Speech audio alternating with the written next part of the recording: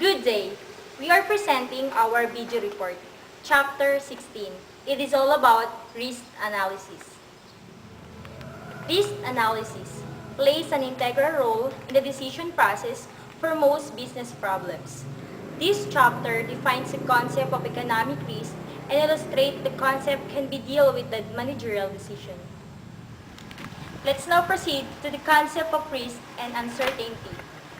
We are now going to present the economic risk and uncertainty. First is economic risk.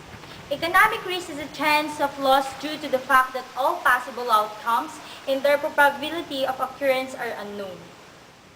And now, the uncertainty exists when the outcome of managerial decisions cannot be predicted with absolute accuracy, but all possibilities and their associated probabilities are known. And next, the general risk categories.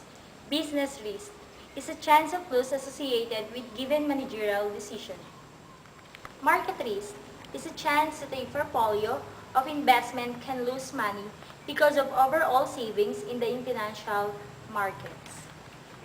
Inflation risk is a danger that a general increase in the price level will determine the real economic value of corporate agreement that involve a fixed promise to pay an extended period.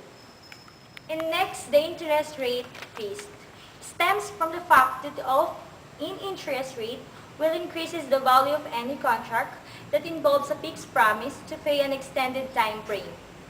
And next, the credit risk is a chance that another party will fail to abide by its contractual obligations.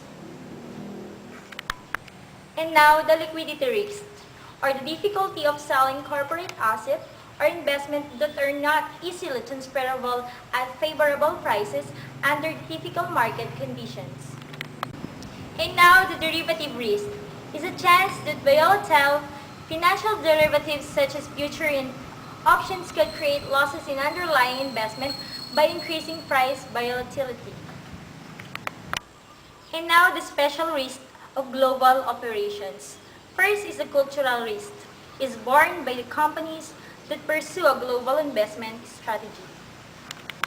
And now the currency risk is another important danger facing global business because most companies wish to eventually repatriate foreign earnings back to the domestic parent.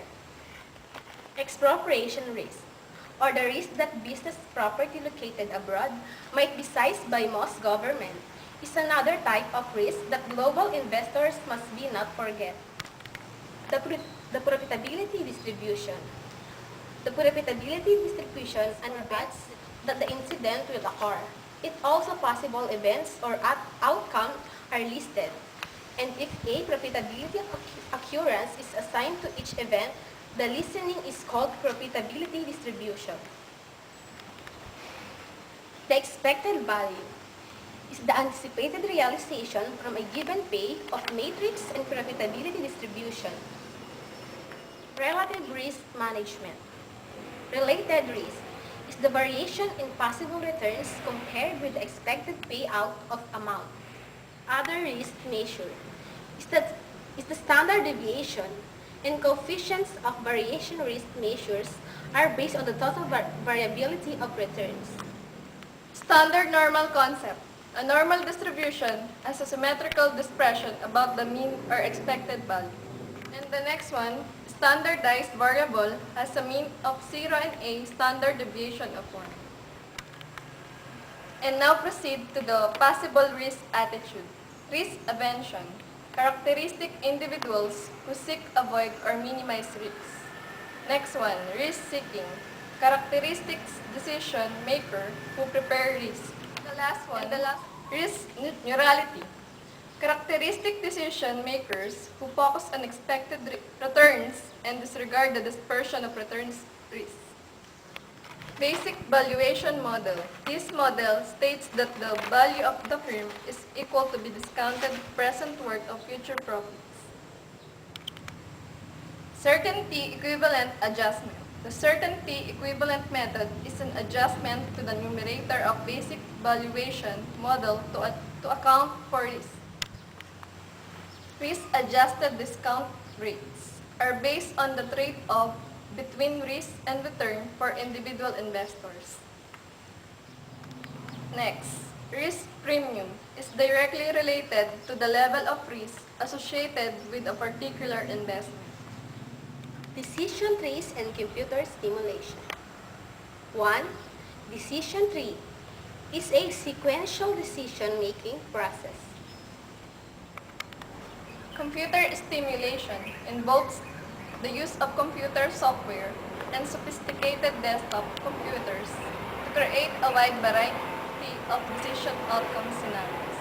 And finally, the last is the sensitivity analysis.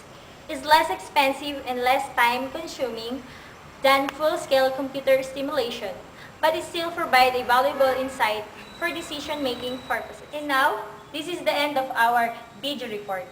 My name is Elisa Sitingping. Lian M. Punsalan. Raylene Suliman.